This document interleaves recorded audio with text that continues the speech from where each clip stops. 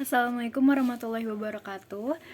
Perkenalkan, nama saya Kartika Nata Dewi Wiono dengan NIM C2401241006 dari kelompok 4 Bioper dengan asisten Bang Widi Ahmad. Izin Abang Kakak dan teman-teman semua, di sini saya akan membuat video terkait micro teaching tentang praktikum kemarin. Jadi, TKG adalah tahap tertentu perkembangan gonad sebelum dan sesudah ikan memija.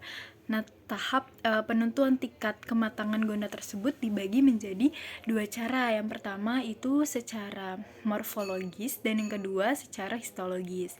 Nah, tahapan yang pertama itu kan secara morfologis. Metode yang pertama itu adalah metode secara morfologis.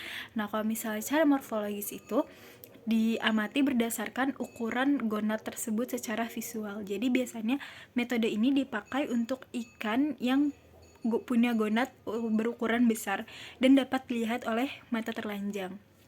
Biasanya ini lebih sering dipakai di lapangan karena metodenya yang cepat dan praktis sehingga menghemat waktu penelitian.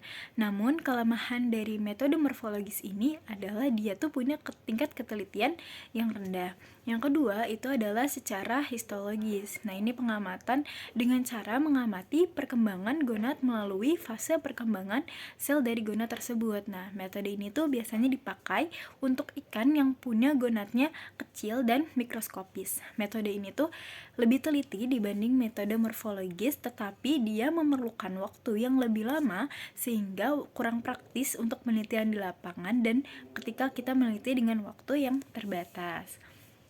Nah, berikutnya tingkat kematangan gonad tiap ikan itu beda-beda, tidak sama. Jadi hal tersebut itu dipengaruhi oleh beberapa faktor. Nah, yang pertama itu faktor yang mempengaruhi saat pertama kali ikan matang gonad itu, yang pertama ada perbedaan spesies, terus umur, ukuran, dan sifat fisiologis individu ikan tersebut. Nah, kalau misalnya faktor luar atau faktor eksternal yang berpengaruh terhadap gonadnya itu, yang pertama itu adanya perbedaan suhu, arus, makanan, dan kualitas lingkungan perairannya. Nah, tujuan praktikum, lanjut ke praktikum. Jadi tujuan praktikum kemarin itu untuk memberikan adanya pemahaman bagi mahasiswa tentang tingkat kematangan dari gonad suatu jenis ikan yang kemudian dapat memprediksi waktu pemijahan dan tahap perkembangan untuk rekrutmen. Selain itu juga untuk menjelaskan fase perkembangan gonad. Lalu berikutnya ada alat dan bahan yang digunakan ketika praktikum. Yang pertama itu ada timbangan digital, yang kedua itu ada kain lap atau tisu, yang ketiga ada kamera, yang keempat ada cawan petri, yang kelima ada kertas label dan spidol, yang ketujuh ada botol sampel, yang kedelapan ada trash bag, yang kesembilan ada alat bedah, yang kesepuluh ada botol sampel itu berisi gonad, lalu yang ke-10 ada gelas ukur untuk nanti yang metode volumetrik. Nah, berikutnya itu kita nanti bakal dibagi menjadi 3 tim dalam satu kelompok. Tim yang pertama itu melakukan metodenya ini dengan metode kerja gravimetri. Lalu tim kedua dengan metode kerja volumetri dan tim ketiga dengan metode gabungan.